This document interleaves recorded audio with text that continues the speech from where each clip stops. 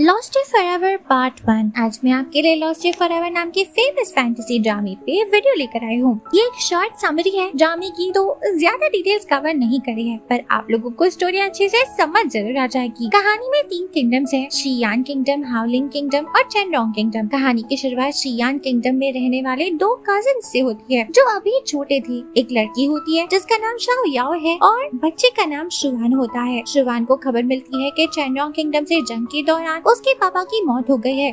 शुवान की माँ, जो जानती थी कि इन सब के पीछे शुवान के पापा के भाई का ही हाथ है, वो बता लेने के लिए उसे मार देती है और फिर खुद की भी जान ले लेती है। शुवान के दोनों माँ बाप एक साथ ही दफन हो जाते हैं। शुवान अब अकेला था, दुखी रहता था, पर शाओ यानी उसकी वही वाली कजिन उसका सहारा बनती है। उसे कहती है कि वो हमेशा उसके साथ रहेगी। शुवान की दादी भी अपने बेटे और बहू के मर जाने के सदमे से मर जाती है। मरने से पहले दादी ने शुवान और शाओ से प्रॉमिस करने को कहा था कि वो दोनों हमेशा एक दूसरे पे भरोसा करेंगे और साथ रहेंगे। अब ये चेनरोंग किंगडम के साथ जंग खत्म नहीं हुई थी, इसीलिए शाओ की माँ को ही आर्मी लीड करने जंग पर भेज दिया जाता है। शाओ और उसकी मॉम भी असल में तीसरे वाले किंगडम यानी हावलिंग किंगडम से बिलोंग करते थे। शाओ की मॉम वहाँ के राजा की वाइफ थी, पर उनका डाइवोर्स हो गया, इसीलिए शाओ की मॉम उसे लेकर वापस शियान आ गई। शाओ की मॉम शियान के राजा की बेटी है। वो जंग पर जाने से पहले शाओ से प्रॉमिस करती है कि वो जरूर लौटेगी, मगर कुछ दिन बाद खबर आती है कि वो लोग जंग जीत गए हैं, लेकिन उन सब में शाओ की मॉम की भी जान चली गई है। शाओ को इस बात पर यकीन नहीं था, इसलिए वो जवाब मांगने शुवान के साथ शियान के राजा के थ्रोन रूम में चली जाती है। राजा इन दोनों बच्चों के ग्रैंडफादर भी थे, पर राजा से सही जवाब न मिलने पर शाओ थ्रोन रूम से चली जाती है। शुवान और राजा की अकेले में बातचीत होती है, जिसमें वो शुवान से शाओ का ख्याल रखने को बोलते हैं, लेकिन शुवान भी सवाल कर रहा था कि आखिर उसकी आंट यानी शाओ की मॉम कैसे मर गई। राजा उसे समझाते हैं कि शाओ की मॉम और शुवान के पापा दोनों ही जंग में अपने किंगडम को प्रोटेक्ट करते हुए मारे गए हैं, इसलिए अब वो इस कंट्री के लिए हीरो बन गए हैं और शुवान भी एक दिन जरूर हीरो बनेगा। पर शुवान बोलता है कि उसे हीरो नहीं बल्कि राजा बनना है, क्योंकि हीरो तो मर जाते हैं और उनके प्यारों को रोना पड़ता है, पर राजा रूल करता है। राजा शुवान को समझाते हैं कि राजा बनना हीरो बनने से कई ज्यादा मुश्किल होता है। वो ये भी बताते हैं कि कुछ टाइम के लिए वो शाओ को दूर भेज रहे हैं, जिसपे शुवान गिड़गिड़ाने लग जाता है और कहता है कि वो शाओ को प्रोटेक्ट करेगा, उसे कहीं ना भेजा जाए। लेकिन राजा उसे कहता है कि ऐसे गिड़गिड़ाने से तुम कभी राजा नहीं बन सकोगे, जिसपे शुवान कसम खाता है कि वो एक दिन राजा जरूर बनेगा। शाओ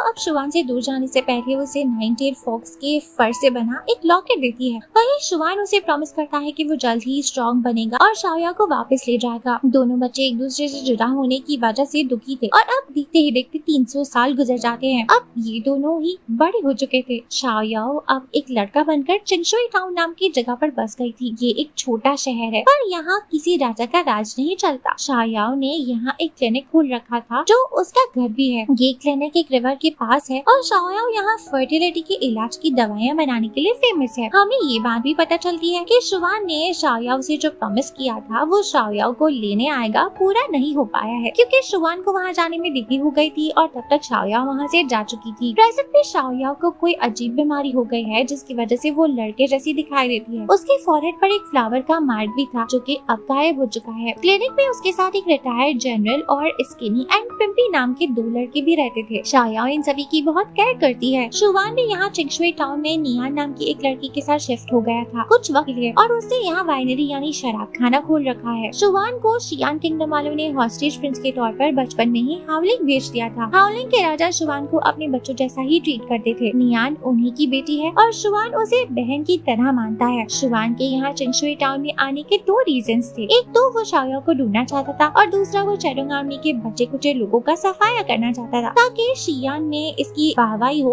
और ये अपने राजा बनने के मिशन के और भी करीब हो जाए। वहीं शाओ को क्लिनिक के पास वाली रिवर पे एक भिखारी मिलता है जो बहुत बीमार था, मगर शाओ अब भी मुसीबत को अपने सर नहीं लेना चाहती थी, इसलिए इनिशियली उसे इग्नोर कर देती है, पर उसका दिल सॉफ्ट है। वो इस बैगर को क्लिनिक ले ही आती है। वहाँ वो रिटायर्ड जनरल शाओ से कहता है कि ये बैगर पर बहुत जुल्म हुआ लगता है। उसकी बॉडी बर्न, विप और ना जाने किस किस तरह के जख्मों के निशानात से भरी हुई है। जनरल जिसका नाम मिस्टर मू है वो शाओयाओ को वार्न भी करते हैं कि कहीं इस बैगर को ठीक करने की वजह से हम सभी मुसीबत में ना फंस जाएं, क्योंकि ये कोई बैगर नहीं बल्कि हाई लेवल डाइट ही लग रहा है। शाओयाओ इस लड़के को बचाने की बहुत कोशिश करती है पर ये लड़का अब भी बीमार था, पर वो भी जानता था कि शाओयाओ ने इतनी मेहनत से इसे बचाया है। इसी तरह एक दिन शाओयाओ की आंख बैगर की रोने ही लग जाती है। वो जिस जगह सर रख कर सोई थी उसके ऊपर कैंडल का मोम गिरने वाला था, पर तभी इस बैगर की आंख खुलती है और ये बैगर जिसके हाथों, मुंह और जिस्म के हर एक हिस्से पर पट्टी बंधी हुई थी वो अपना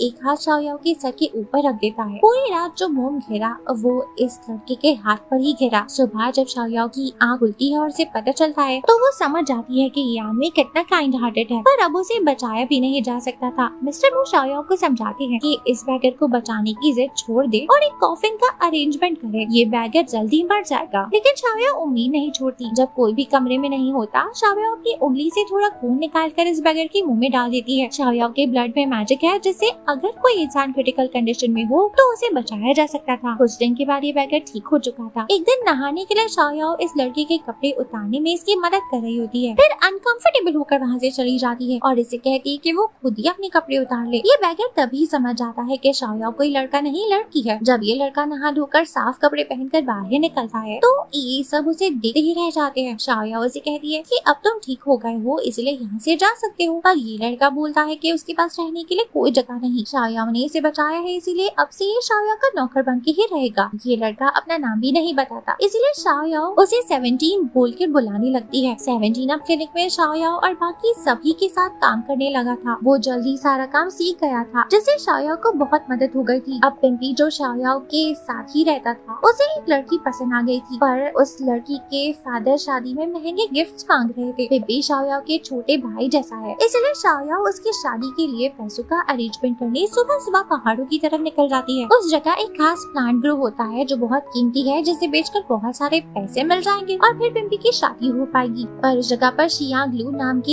एक 9 सरों और जिंदगियों वाले डेमन की दहशत है। वो चैनोंग आर्मी का एडवाइजर है। चैनोंग आर्मी वो आर्मी है उस किंगडम की आर्मी है जो जंग में हार गया था और शियान किंगडम ने उस पे कब्जा कर दिया था। वहाँ ज्यादातर अमीर लोग रहते हैं जिन्हें इस मर्जर से कोई फर्क नहीं पड़ा। एक नहीं तो दूसरे राजा के साथ हाथ मिला लेंगे। लेकिन कुछ लोग थे जो अपने किंगडम के लिए लॉयल थे। वो यहाँ पहाड़ों में बस गए और कहलाए चैनोंग आर्मी। इस आर्मी के लोगों का एडवाइजर शियांग लू है, यानी वो 9 सरों वाला डीमन। शाओयाओ को लगता है कि कोई इसे फॉलो कर रहा है। वो कोई और नहीं 17 ही था। वो शाओयाओ के साथ जाना चाहता था ताकि उसका ख्याल रख पाए। शाओयाओ पहले उसे साथ चलने से मना कर देती है पर उसके फोर्स करने पर साथ चलने देती है। शाओयाओ अब इसे यहीं रुकने को बोलती है और खुद आगे बढ़ जाती है, ये कहकर कि अगर वो टाइम पर वापस ना लौटे तो ये उसे ढूंढने आ जाए। शाओयाओ जब वहाँ से चली जाती है तो वहाँ उसे एक बर्ड मिल जाता है जो बहुत कीमती था। वहीं एक दूसरा बर्ड आ जाता है जिसे ये छोटा बर्ड चाहिए था। शाओयाओ बड़े बर्ड को जहर देकर वहाँ से इस छोटे बर्ड के साथ भागने लगती है, पर इस बड़े बर्ड का मालिक शाओयाओ को पकड़ लेता है। ये लड़का सफेद कपड़े पहना था, मास्क लगाए हुए था और उसके बाल भी ग्रे थे। ये लड़का शियांग लू है, दी फेमस नाइन हेड डीमन, पर एक्चुअल में उसके 9 से नहीं नजर आ रहे थे। वो नॉर्मल इंसान जैसा ही दिख रहा था। उसे लगता है कि शाओयाओ कोई स्पाई है इसीलिए उसे अपने कैंप पे ले जाता है। वो इससे बार बार पूछता रहता है कि वो कौन है। शाओयाओ का एक ही जवाब होता था कि वो चिंगशुई टाउन की रेसिडेंट है और उसका कोई और मकसद नहीं है। शाओयाओ को एक वक्त पर एक फ्लैशबैक आता है जिसमें वो छोटी थी और खो गई थी। वो अपने अपीयरेंस को थोड़ा चेंज करना चाहती थी पर उसका चेहरा और बॉडी पूरी तरह से ही बदल गई। अब तो उसे ये भी याद नहीं है कि वो असल में दिखाई कैसे देती थी। बैक टू प्रेजेंट शियांग को कुछ इन्वेस्टिगेशन करने पर पता चल गया था कि शाओयाओ सच में कोई स्पाई नहीं है। वो शाओयाओ को बोलता है कि वो अब इसके लिए काम करे, मगर शाओयाओ मना कर देती है। तो शियांग आर्मी के लोगों से कहकर शाओयाओ को लैशेस मारने को बोलता है। शाओयाओ 3 शर्तें रखती है पर शियांग उसकी शर्तें नहीं मानता। शाओयाओ दर्द में तड़प रही थी। वो बोलती है कि ठीक है 3 ना सही, बस मेरी एक शर्त है। अब अगर तुम मुझे मार भी डालो तब भी मेरी ये शर्त नहीं बदलने वाली। शियांग शाओयाओ की शर्त को सुनता है जो सिर्फ ये थी कि वो शाओयाओ को कभी चिंगशुई टाउन को छोड़कर जाने को ना बोले। अब 17 जैसे शाओयाओ समझ रही थी कि थक कर चला गया होगा, कोई इंतजार नहीं कर रहा होगा, वो शाओयाओ को ढूंढ लेता है और शियांग के आदमियों से फाइट भी करता है। शियांग और शाओयाओ दोनों ही कैंप के बाहर आ जाते हैं। शाओयाओ 17 को किसी भी फाइट ना करने को बोलती है। शियांग भी इन दोनों को यहाँ से जाने देता है।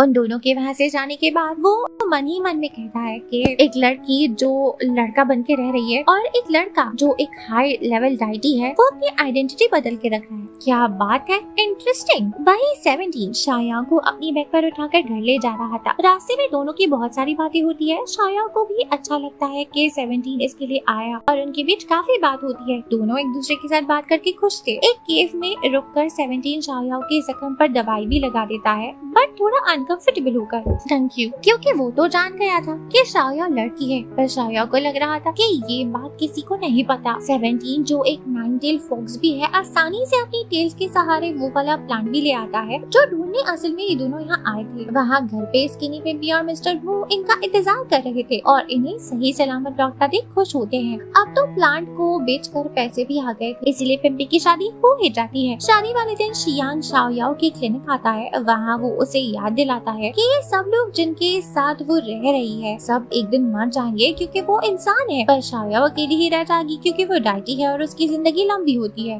शियांग ने शाओयाओ से उसके लिए काम करने को बोला था। वो काम ये था कि शाओयाओ को हर हफ्ते शियांग को पॉइजन बना कर देना होगा। वो शियांग से बहुत गुस्सा थी और इसलिए उसे चाय में जहर मिलाकर सर्व कर देती है, पर शियांग को जहर का कोई असर ही नहीं होता। वो वहाँ से चला जाता है। अब शाओयाओ शियांग का कुछ बिगाड़ नहीं पाई, इसीलिए दोबारा से जहर बनाती है। वहाँ 17 आ जाता है, जैसे शाओयाओ ये जहर ट्राई करने को बोल देती है। 17 बिना कुछ बोले फौरन से वो जहर पी जाता है। शाओयाओ से पूछती है कि उसने ऐसा क्यों करा। 17 कहता है कि ऐसा हो ही नहीं सकता कि शाओयाओ इसे कुछ दे और वो ना ले। शाओयाओ फौरन से उसे एंटीडोट दे देती है और ऐसे ही वो उसके और भी करीब आ जाता है। वहीं दूसरी तरफ अब पिम्पी अपनी वाइफ के साथ उसकी गोश्त की दुकान पर उसका हाथ बटाने लगा था। वहीं मार्केट में नियान यानी हावलिंग के राजा की बेटी जो शुआन के साथ यहाँ आई हुई है, वो अपनी मेड के साथ बाहर मीट खरीदने के लिए निकलती है। उसने भी शुआन के साथ अपनी आइडेंटिटी हाइड की हुई है, किसी को नहीं पता कि वो प्रिंसेस है। जल्दी से पिम्पी की वाइफ के हाथ से सालन गिर जाता है जो नियान के कपड़ों पर लग जाता है, जिसकी वजह से नियान और उसकी मेड पिम्पी को बहुत मारती है, जबकि ये लोग तो ड्रेस के लिए कंपनसेट करने को भी तैयार थे। पिम्पी और उसकी वाइफ क्लिनिक आकर ये बात शाओयाओ और बाकी सबको बताते हैं। स्किनी को ये जानकर गुस्सा आता है और वो नियान से बता देने के लिए निकल जाता है। उसके पीछे मिस्टर मू भी जाता है। पिम्पी को फर्स्ट एड देने के बाद शाओयाओ भी स्किनी और मिस्टर मू को वापस लाने निकल जाती है और 17 भी उसके पीछे जाता है। शाओयाओ जब वहाँ पहुँच जाती है तो देखती है कि नियान की मेड स्किनी और मिस्टर मू को ह्यूमिलेट कर रहे थे, जादू से हवा में उछाल कर जोर से जमीन पर फेंक रहे थे और वो ऐसा बार बार कर रहे थे। ये देखकर नियान को मजा आ रहा था, वो हंस रही थी, क्लैपिंग कर रही थी। शाओयाओ से देखा नहीं जाता। वो बीच में जाकर नियान से कहती है कि वो जो कर रही है गलत है, पर नियान कहती है कि वो जो चाहेगी वैसा ही करेगी। मिस्टर मू एक इज्जतदार जनरल रह चुके हैं, उनका ईगो हर्ट होता है और वो शाओयाओ से कहता है कि प्लीज मुझे मार दो। शाओयाओ से ये सब देखा नहीं जाता। वो नियान की मेट को मैजिक से पॉइजन दे देती है और दूर छुपा 17 भी मदद करता है। फिर शाओयाओ सबके साथ क्लिनिक लौट जाती है। वहाँ वो 17 को बताती है कि आज जो नियान ने करा वो बहुत गलत था और इसीलिए ये उसे बदला लेना चाहती है और उसे माफी मंगवा कर ही रहेगी। वो 17 से पूछती है कि क्या वो उसका साथ देगा, जिस पर 17 हाँ कहता है। वहीं अब नियान की मेट बीमार पड़ जाती है जहर की वजह से, तो नियान ये बात शुआन को भी बता देती है। अब शुआन और नियान दोनों ही शाओयाओ के पास क्लिनिक आते हैं और जहर का एंटीडोट मांगते हैं, पर शाओयाओ उसे देने की शर्त रखती है कि पहले नियान मिस्टर मू से माफी मांगे। शाओयाओ और शुआन की ये पहली मुलाकात थी बचपन में बिछड़ जाने के बाद, लेकिन दोनों ही एक दूसरे को नहीं पहचानते क्योंकि शाओयाओ का तो हुलिया ही चेंज हो गया है, उसने अपना नाम भी बदला हुआ है और शुआन ने अभी अपनी आइडेंटिटी हाइड करके रखी हुई है। शुआन तमीज से शाओयाओ को एंटीडोट हैंडओवर करने को बोलता है, पर वो नहीं मानती, तो शुआन आकर इसे धक्का देकर एंटीडोट ले जाता है। यहाँ शाओयाओ बहुत हर्ट थी क्योंकि उसे लगा था कि 17 उसका साथ देगा, पर अभी जब उसे 17 के साथ की जरूरत पड़ी तो वो यहाँ आया ही नहीं। वो 17 से बात करना भी बंद कर देती है। 17 ऐसा नहीं करना चाहता था, पर वो अपनी बात शाओयाओ को समझा ही नहीं पाता। शाओयाओ कुछ सुनना भी नहीं चाहती थी। ये दोनों लेक के पास थे, तभी वहाँ शियांग आकर शाओयाओ को ले जाता। शियांग को शाओयाओ की कंपनी पसंद थी, पर वो बहुत रूड है। वो शाओयाओ से पूछता है कि 17 तो तुम्हारा दोस्त था ना, फिर अब क्या हुआ जो तुम उसे बात नहीं कर रही, जिस पर शाओयाओ बोलती है कि कोई भी हमेशा साथ नहीं रहता, उसे 17 से उम्मीद ही नहीं रखनी चाहिए थी। आज तक वो अकेले ही रही है और वो हमेशा अकेले ही रहेगी। शाओयाओ शियांग से भी उसके बारे में जानने की कोशिश करती है, जैसे उसके नौसर कैसे दिखते हैं, क्या खाते हैं। शियांग उसे बोलता है कि मेरे सर इंसानों को खाते हैं और वैम्पायर की तरह अपने दांत बाहर निकालकर शाओयाओ की गर्दन से उसका खून पीने लग जाता है। That's it guys, एपिसोड यहाँ खत्म हो जाता है। वीडियो पसंद आई हो तो इसे लाइक शेयर करना और अपने ऐसे ही दोस्तों के साथ शेयर करना। अच्छा लगे तो चैनल को सब्सक्राइब भी कर सकते हैं। नेक्स्ट पार्ट चाहिए हो तो हमें जरूर बताना, क्योंकि आपकी मोटिवेशन ही है जिससे हमें इन वीडियोस को बनाने की हिम्मत मिलती है। Good bye.